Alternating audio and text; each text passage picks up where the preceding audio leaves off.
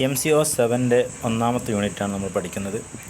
Financial management and overview.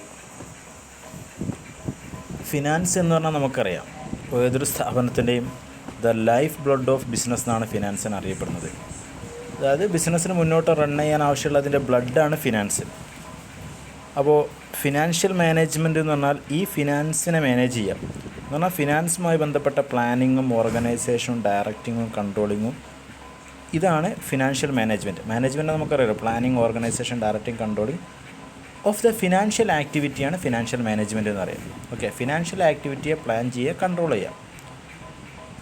അപ്പോൾ ഒരു financial മാനേജ്മെൻറ്റിൽ ഉൾക്കൊള്ളുന്ന പ്രവർത്തനങ്ങൾ പ്രധാനമായിട്ടും how to procure the fund.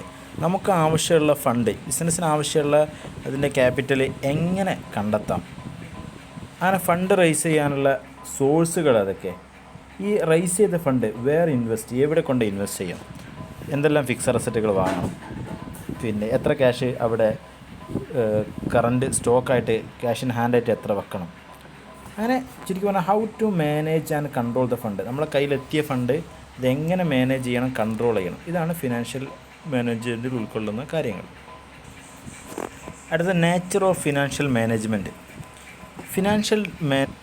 എടുക്കുന്ന ഫിനാൻഷ്യൽ ഡിസിഷനുകളെ നമുക്ക് മൂന്നാക്കി തരംതിരിക്കാൻ പറ്റും. ശരിക്കും പറഞ്ഞാൽ ഒരു ഫിനാൻഷ്യൽ മാനേജർ എടുക്കുന്ന ഫിനാൻഷ്യൽ ഡിസിഷനെ മൂന്നാക്കി തിരിക്കുകയാണ്. Investment decision, financing decision, dividend decision. ആ പേരിൽ തന്നെ കാര്യങ്ങൾ നമുക്ക് മനസ്സിലാകും. ഇൻവെസ്റ്റ്മെൻറ്റ് ഡിസിഷൻ എന്ന് പറഞ്ഞാൽ നമ്മളെ കയ്യിലുള്ള ഫണ്ട് എവിടെയൊക്കെ കൊണ്ടുപോയിട്ട് ചിലവഴിക്കണം, എന്നാൽ എന്തിലൊക്കെ കൊണ്ടുപോയിട്ട് ആ ഫണ്ട് നിക്ഷേപിക്കണം. പിന്നെ ഫിക്സഡ് അസറ്റ് വാങ്ങുക, അല്ലെങ്കിൽ ബോണ്ടുകൾ വാങ്ങുക, അല്ലെങ്കിൽ മറ്റ് നമ്മൾ എന്തെങ്കിലും ഇൻസ്ട്രുമെൻറ്റുകൾ വാങ്ങുക, ഇങ്ങനെ തുടങ്ങിയിട്ട് പിന്നെ നമ്മുടെ ക്യാപിറ്റൽ ഏത് തരത്തിൽ വേണം, എങ്ങനെ വേണമെന്നൊക്കെ ശരിക്ക് അതിൻ്റെ ഡിസിഷൻ എടുത്തിട്ട് അതനുസരിച്ച് നമ്മൾ കളക്ട് ചെയ്ത ക്യാപിറ്റൽ, നമ്മളെ കയ്യിലുള്ള ക്യാഷ് അത് എവിടേക്ക് കൊണ്ടുപോയിട്ട് നിക്ഷേപിച്ച് വെക്കണം. ഫിക്സഡ് അസറ്റ് വാങ്ങലൊക്കെ അതിൽപ്പെട്ട്, മറ്റെന്തെങ്കിലും ഷെയറിലോ അല്ലെങ്കിൽ സെക്യൂരിറ്റീസിലോ കൊണ്ട് നിക്ഷേപിക്കണം, അതൊക്കെ അതിൽപ്പെട്ട്. അപ്പോൾ അതിന് സെക്യൂരിറ്റികൾ അനാലിസിസ് ചെയ്യേണ്ടി വരും. അതുപോലെ തന്നെ വർക്കിംഗ് ക്യാപിറ്റലായിട്ട് ഇവിടെ ബിസിനസ്സിൽ എത്ര ക്യാഷ് വെക്കണം അത് മനസ്സിലാക്കേണ്ടി വരും, എന്നെല്ലാം ചെയ്യേണ്ടി വരും. നെക്സ്റ്റാണ് ഫിനാൻസിങ് ഡിസിഷൻ. ഫിനാൻസിങ് ഡിസിഷൻ എന്ന് പറഞ്ഞാൽ ഫണ്ട് റൈസ് ചെയ്യുന്നതുമായി ബന്ധപ്പെട്ട ഡിസിഷൻ. അതായത് സ്ഥാപനത്തിന് ആവശ്യമുള്ള ഫണ്ട് എങ്ങനെ കണ്ടെത്താം, അത് ഷെയർ ഇറക്കിയിട്ടാണോ അല്ലെങ്കിൽ ഡെപ്റ്റായിട്ട് കടം വാങ്ങിയിട്ടാണോ, അതായത് പ്രധാനമായിട്ടും ഇക്വിറ്റി വേണോ ഡെപ്റ്റ് വേണോ, ഇതാണ് പ്രധാനമായിട്ടും ഫിനാൻസിങ് ഡിസിഷനിൽ വരുന്നത്. അതിന് ആദ്യം സോഴ്സ് ഓഫ് ഫണ്ടുകൾ കാണണം, എവിടെ നിന്നൊക്കെ നമുക്ക് ഡെപ്റ്റ് കിട്ടും, ഇക്വിറ്റി ഇറക്കാൻ പറ്റാം, നമുക്ക് ഇപ്പോൾ സാധ്യമാണോ. അതുപോലെ തന്നെ ഓരോന്നിനും കോസ്റ്റ് എത്ര, ഇക്വിറ്റി ഇറക്കുമ്പോൾ അതിനെത്ര ഡിവിഡൻഡ് കൊടുക്കേണ്ട അവസ്ഥ വരും, ഡെപ്റ്റ് ആണെങ്കിൽ അതിനെത്ര ഇൻട്രസ്റ്റ് എത്ര വരും.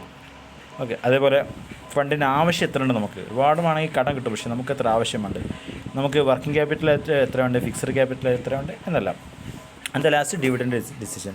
നമ്മുടെ കയ്യിലുള്ള ഇക്വിറ്റി ഷെയർ ഹോൾഡേഴ്സിന് അവർക്ക് എത്രയാണ് നമ്മൾ ഡിവിഡൻഡ് കൊടുക്കണം. നമ്മൾ ഏൺ ചെയ്ത ഡിവിഡൻഡ് മുഴുവനായിട്ട് നമുക്ക് ഡിവൈഡ് ചെയ്ത് കൊടുക്കാൻ പറ്റില്ലല്ലോ, ഇവിടെ പിന്നെ കുറച്ചുകൂടെ റീറ്റെയിൻ ചെയ്ത് വെക്കേണ്ടി വരും. അപ്പോൾ എത്രയാണ് ഷെയർ ഹോൾഡേഴ്സിന് ഡിവിഡൻഡ് കൊടുക്കുന്നത്, എത്ര പ്രോഫിറ്റിൽ നിന്ന് എത്ര നമ്മളിവിടെ എടുത്തു വെക്കണം, അതേപോലെ പ്രസൻറ്റ് ഇക്വിറ്റി ഷെയറിൻ്റെ മാർക്കറ്റ് എത്ര, ഇതൊക്കെ തുടങ്ങിയത് ബന്ധപ്പെട്ടത് ഡിവിഡൻഡ് ഡിസിഷനായി ബന്ധപ്പെട്ടതാണ്. അപ്പോൾ പ്രധാനമായിട്ടും 3 ഡിസിഷനാണ് ഒരു ഫിനാൻഷ്യൽ മാനേജർ എടുക്കുന്നത്. ഇൻവെസ്റ്റ്മെൻറ്റ്, അതായത് കിട്ടിയ ഫണ്ട് എങ്ങനെ നിക്ഷേപിക്കും, നമുക്ക് വേറെ തിരിച്ചാക്കാം. ഒന്നാമത്തെ ഫിനാൻഷ്യൽ ഡിസിഷൻ, ഫണ്ട് റൈസ് ചെയ്യുക, അതായത് സ്ഥാപനത്തിൽ വേണ്ട ഫണ്ട് കണ്ടെത്തുന്ന തീരുമാനം. 2 ഇൻവെസ്റ്റിംഗ്, ആ ഫണ്ട് എവിടേക്ക് കൊണ്ട് നിക്ഷേപിക്കണം, എന്തെല്ലാം ആവശ്യത്തിന് ഉപയോഗിക്കണം എന്നർത്ഥം. ആൻഡ് 3 ഡിവിഡൻഡ് ഡിസിഷൻ, ഇത് തന്ന ഫിക്സഡ് ഷെയർ ഹോൾഡേഴ്സിന് പിന്നെ നമ്മുടെ ഷെയർ ഹോൾഡേഴ്സിന്, ഇക്വിറ്റി ഷെയർ ഹോൾഡേഴ്സിന് എത്രത്തോളം ഡിവിഡൻഡ് കൊടുക്കണമെന്ന്. Next risk return trade off എന്ന് പറഞ്ഞാൽ എന്താണ്? റിസ്ക് റിട്ടേൺ ട്രേഡ് ഓഫ് എന്ന് പറഞ്ഞാൽ നമ്മൾ റിസ്ക് സഹിക്കുന്നതനുസരിച്ച് നമുക്ക് റിട്ടേൺ കൂടും. നമ്മൾ സ്ഥലത്ത് ഇൻവെസ്റ്റ് ചെയ്യുമ്പോൾ കൂടുതൽ റിസ്ക് എടുക്കാൻ തയ്യാറായി കഴിഞ്ഞാൽ കൂടുതൽ പിന്നെ റിട്ടേൺ കിട്ടും, കൂടുതൽ ലാഭം കിട്ടും. റിസ്ക് കുറയുന്നതിനനുസരിച്ച് ലാഭവും കുറയും. അപ്പോൾ ആ റിസ്ക്കും അതേപോലെ റിട്ടേണും അതിന് കിട്ടുന്ന റിവാർഡും തമ്മിലുള്ള ആ ഒരു ബന്ധത്തിനെയാണ് റിസ്ക് റിട്ടേൺ ട്രേഡ് ഓഫ് എന്ന് പറയുന്നത്. ഇപ്പോൾ നമ്മളിപ്പോൾ ഒരാളടുത്ത് കുറേ ക്യാഷ് ഉണ്ട്, അത് അയാൾ ബാങ്കിൽ കൊണ്ടുപോയിട്ട് നിക്ഷേപിച്ചാൽ അയാൾക്ക് റിസ്ക് ഇല്ല, അല്ലെങ്കിൽ വളരെ കുറവെന്ന് പറയാം. അയാൾക്ക് റിട്ടേൺ ഒരു 9%, 8% അതിന് റിട്ടേൺ കിട്ടും. എന്നാൽ സെയിം എമൗണ്ട് അയാൾ മറ്റൊരു ബിസിനസ്സിൻ്റെ ഷെയർ എടുക്കുകയാണെങ്കിലോ അയാൾക്ക് റിട്ടേൺ ചിലപ്പോൾ 20%, 30% എന്ന് റിട്ടേൺ കിട്ടിയേക്കാം വർഷത്തിൽ. പക്ഷേ റിസ്ക് ഉണ്ട്. സ്ഥാപനം നഷ്ടത്തിലാണെങ്കിൽ ആ പൈസ നഷ്ടപ്പെടാനുള്ള സാധ്യത കൂടുതലാണ്. അപ്പോൾ റിസ്ക് കൂടുന്തോറും റിട്ടേൺ കൂടും. റിസ്ക് കുറവാണെങ്കിൽ റിട്ടേൺ കുറയും. അതിനാണ് റിസ്ക് റിട്ടേൺ ട്രേഡ് ഓഫ് എന്ന് പറയുക. അതുകൊണ്ട് തന്നെ ഒരു സ്ഥലത്ത് ഇൻവെസ്റ്റ് ചെയ്യുമ്പോൾ അതിനുള്ള റിസ്ക് എത്രത്തോളം ഉണ്ട്, അതിൻ്റെ റിട്ടേൺ എത്രത്തോളം ഉണ്ടെന്ന് കൃത്യമായി അനലൈസ് ചെയ്തിട്ട് ഇൻവെസ്റ്റ് ചെയ്യാവൂ. കാരണം ഇൻവെസ്റ്റ് ചെയ്യുമ്പോൾ നേരെ മാക്സിമം റിട്ടേണിൽ ഇൻവെസ്റ്റ് ചെയ്യാമെന്നല്ല, അല്ലെങ്കിൽ റിസ്ക് ഏറ്റവും കുറഞ്ഞതിൽ ഇൻവെസ്റ്റ് ചെയ്യുക അങ്ങനെയല്ല. ഈ റിസ്കിൻ്റെയും റിട്ടേണിൻ്റെ ഇടയിൽ നമുക്ക് നല്ല ലാഭവുമാണെന്ന റിസ്ക് കുറയുമാണ്. അപ്പോൾ അതിൻ്റെ ഇടയിൽ ബാലൻസ് ചെയ്തിട്ട് ഇൻവെസ്റ്റ് ചെയ്യുമ്പോഴാണ് നമ്മുടെ ഇൻവെസ്റ്റ്മെൻറ്റിന് മാക്സിമം വാല്യൂ കിട്ടുന്നത്. ഇനി ഒരു ഫിനാൻഷ്യൽ മാനേജറുടെ ലക്ഷ്യങ്ങൾ എന്തൊക്കെ? വളരെ സിമ്പിളാണ്, നമുക്കൊക്കെ അറിയുന്ന കാര്യം തന്നെ. മാക്സിമൈസേഷൻ ഓഫ് പ്രോഫിറ്റ് ഒന്ന് ഫിനാൻഷ്യൽ മാനേജറുടെ പ്രധാനപ്പെട്ട ഒരു ഗോളാണ്. സ്ഥാപനത്തിൻ്റെ പ്രോഫിറ്റ് അധികരിപ്പിക്കുക, മാക്സിമം പ്രോഫിറ്റ് ഉണ്ടാവുക. അദ്ദേഹം മാത്രം വിചാരിച്ച പോലെ പ്രൊഡക്ഷനും മാർക്കറ്റിംഗ് എല്ലാവരും അതിന് മുൻകൈ എടുക്കണം. പക്ഷേ അങ്ങനെ മാക്സിമം ലാഭം ഉണ്ടാവണമെങ്കിൽ ഫിനാൻസിൻ്റെ ഏതൊക്കെ ഭാഗത്ത് മാനേജ് ചെയ്യണമെന്ന് ഒരു ഫിനാൻഷ്യൽ മാനേജറാണ് ശ്രദ്ധിക്കേണ്ടത്. കോസ്റ്റ് കുറച്ചിട്ടും ക്യാപിറ്റലിൻ്റെ കോസ്റ്റ് കുറച്ചിട്ട് പലതും. മാക്സിമൈസേഷൻ ഓഫ് റിട്ടേൺ ഓൺ ക്യാപിറ്റലിന് നമ്മൾ കൊടുക്കുന്ന റിട്ടേൺ, നമ്മളെ വിശ്വസിച്ച് നമ്മളിൽ ക്യാഷ് ഇൻവെസ്റ്റ് ചെയ്ത ഇൻവെസ്റ്റേഴ്സ് ഉണ്ട്, അവരുടെ ക്യാപിറ്റലിന് മാക്സിമം റിട്ടേൺ കൊടുക്കുക. എന്നാൽ അവർക്ക് പിന്നെയും നമ്മുടെ ബിസിനസ്സിൽ ഇൻവെസ്റ്റ് ചെയ്യാനുള്ള തോന്നുള്ളൂ. Growth in the market value of share, ഒരു സ്ഥാപനത്തിൻ്റെ വെൽത്തിനെ അളക്കുന്നത്, ആ സ്ഥാപനം ഗ്രോത്തിലേക്കാണോ അതോ ഡിക്ലൈൻ ആണോ പോകുന്നത് എന്ന് അളക്കുന്നത് മാർക്കറ്റിൽ അതിൻ്റെ ഷെയറിൻ്റെ വാല്യൂവിനനുസരിച്ചാണ്. പലപ്പോഴും സ്ഥാപനങ്ങളിലൊക്കെ ഗുഡ് വില്ലൊക്കെ ഈ വാല്യൂവിനനുസരിച്ചാണ്. അപ്പോൾ മാർക്കറ്റിലെ നമ്മുടെ സ്ഥാപനത്തിൻ്റെ ഷെയറിൻ്റെ മാർക്കറ്റ് വാല്യൂ കൂട്ടണം. അതിന് വേണ്ട പ്രവർത്തനങ്ങൾ നമ്മൾ ചെയ്യണം. അത് ഒരു ഫിനാൻഷ്യൽ മാനേജറുടെ ഗോളാണ്. Identification of the source of finance at minimum cost, ഏറ്റവും കുറഞ്ഞ ചിലവിൽ നമുക്ക് ക്യാപിറ്റൽ എവിടെ നിന്ന് കണ്ടെത്താം. ഏറ്റവും അപ്പോൾ വളരെ കുറഞ്ഞ തരത്തിൽ ലോൺ കൊടുക്കണമെന്ന് കിട്ടാനുള്ള വല്ല ഓപ്ഷനുണ്ടോ, അല്ലെങ്കിൽ ചെറിയ മിനിമം ഇൻട്രസ്റ്റൊക്കെ കൊടുത്തിട്ട് ആരെങ്കിലും ബോണ്ടോ മറ്റോ നിക്ഷേപിക്കാൻ തയ്യാറുണ്ടോ, അല്ലെങ്കിൽ ഷെയർ ഹോൾഡേഴ്സിന് ഒരു ഷെയർ കിട്ടാനുണ്ടോ. മിനിമം കോസ്റ്റ് ഓഫ് ക്യാപിറ്റൽ, നേരത്തെ പറഞ്ഞ തന്നെ ക്യാപിറ്റലിൻ്റെ കോസ്റ്റ് മാക്സിമം കുറക്കുക. അപ്പോൾ മാക്സിമം കുറക്കാൻ വേണ്ടിയിട്ട് ഇപ്പോൾ നല്ല ലാഭമുള്ളൊരു സ്ഥാപനമാണെങ്കിൽ അവർ പിന്നെയും പുതിയ ഇക്വിറ്റി ഷെയർ ഇഷ്യൂ ചെയ്തിട്ട് പൈസ ഉണ്ടാക്കരുത്. അവർ ലോൺ എടുത്താൽ അതാണ് ഏറ്റവും നല്ലത്. കാരണം നമ്മുടെ ലാഭം ഒന്നായിട്ട് മറ്റേ പോകും. എന്നാൽ വലിയ ലാഭമൊന്നും ഇല്ലാത്ത കമ്പനി, പ്രതീക്ഷയില്ല, ഒരു പക്ഷേ അടുത്ത വർഷം നഷ്ടമായിരിക്കാം, അങ്ങനെയുള്ള സ്ഥാപനങ്ങൾ ലോൺ എടുക്കണ്ട. കാരണം ലാഭം ഉണ്ടെങ്കിലും നഷ്ടം ഉണ്ടെങ്കിലും ലോണിൻ്റെ റീപേയ്മെൻറ്റ് മസ്റ്റാണ്, അതിന് ഇൻട്രസ്റ്റ് കൊടുക്കണം. എന്നാൽ അവിടെ ഇക്വിറ്റി ഷെയർ ഇഷ്യൂ ചെയ്യാൻ കഴിഞ്ഞാൽ നമുക്ക് ലാഭം ഉണ്ടെങ്കിൽ കൊടുത്താൽ മതിയല്ലോ. ഓക്കെ, അങ്ങനെ minimum cost of capital maintain ചെയ്യുക. ഇതൊക്കെയാണ് ഒരു ഫിനാൻഷ്യൽ മാനേജറുടെ ഡ്യൂട്ടി. വളരെ സിമ്പിളാണ്, നമുക്ക് ജസ്റ്റ് മനസ്സിലാവുന്ന സിമ്പിൾ കാര്യങ്ങളാണ്. എക്സാമിന് ചോദിച്ചാൽ എഴുതാവുന്നതേ ഉള്ളൂ. Next, role of a financial manager. സിമ്പിളായിട്ടുള്ള കുറച്ചൊരു ഫിനാൻഷ്യൽ മാനേജർ റോളുകൾ പറയാം. ഈ ഒരു ഒന്നാമത്തെ യൂണിറ്റ് നമുക്ക് വളരെ സിമ്പിളാണ്. നെക്സ്റ്റ് യൂണിറ്റ് മുതലാണ് അതിൻ്റെ ന്യൂമറിക്സ്, കണക്കുകളും മാത്സുകളൊക്കെ വരുന്നത്. ഒന്നാമത്തെ ഒന്ന് സ്ഥാപനത്തിന് വേണ്ട fund, estimate the funds required by the കമ്പനിക്ക് വേണ്ട ഫണ്ട് എത്രയാണ്, ഈ ഒരു വർഷത്തേക്ക് എത്ര ഫണ്ട്, ഇന്ന ഓരോ ആവശ്യങ്ങൾക്ക് എത്ര ഫണ്ട് വേണം എന്നിട്ട് അതിനനുസരിച്ച് നമുക്ക് ബാങ്കിൽ നിന്ന് എടുക്കണോ അതല്ല ഷെയർ ഇഷ്യൂ ചെയ്യണമെന്നൊക്കെ തീരുമാനിക്കാം. അപ്പോൾ ഫണ്ട് എത്ര വേണമെന്നുള്ള എസ്റ്റിമേറ്റ് ചെയ്യുക. അതുപോലെ ക്യാപിറ്റലിൻ്റെ സ്ട്രക്ചർ പ്രിപ്പയർ ചെയ്യുക. അതായത് ഫുള്ള് ലോണാണോ അതല്ല കുറച്ച് സെക്യൂരിറ്റി വേണോ, ഷെയർ വേണോ, അപ്പോൾ ഷെയർ എത്ര വേണം, അതേപോലെ ഡെപ്റ്റ് എത്ര വേണം ഇക്വിറ്റി എത്ര വേണം, ഡെപ്റ്റ് എത്ര വേണം എന്നുള്ള സ്ട്രക്ചർ പ്രിപ്പയർ ചെയ്യുക. നേരത്തെ നമ്മൾ പറഞ്ഞ പോലെ investment decision, financial decision, dividend decision എടുക്കുക.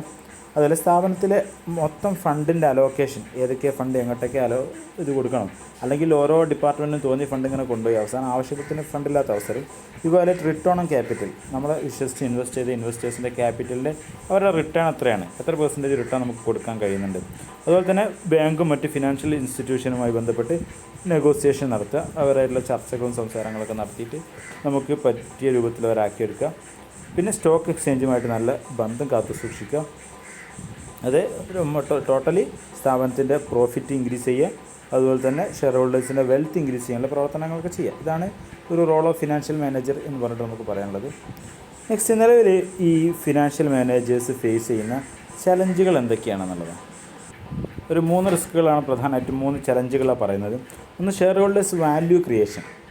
ഷെയർ ഹോൾഡേഴ്സിന് അവരിറക്കിയ ഷെയറിൻ്റെ നിശ്ചിത ശതമാനം ലാഭം കിട്ടിയാൽ മാത്രമല്ല അതിൻ്റെ പുറമെ അവർക്ക് അവരെ വാല്യൂ കൂട്ടണം. വാല്യൂ കൂട്ടണം എന്ന് പറഞ്ഞാൽ നമ്മുടെ ഷെയറിൻ്റെ മാർക്കറ്റ് വാല്യൂ കൂട്ടണം.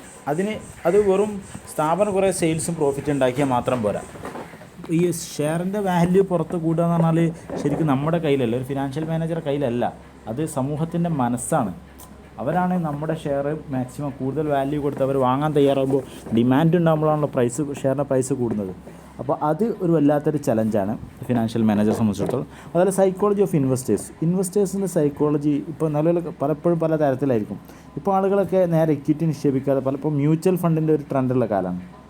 ആളുകൾ ചിലപ്പോൾ എല്ലാവരും ബാങ്കിൽ, ചിലപ്പോൾ ഗോൾഡിൽ നിക്ഷേപിക്കും, പല തരത്തിലേക്കാണ് ആളുകൾ.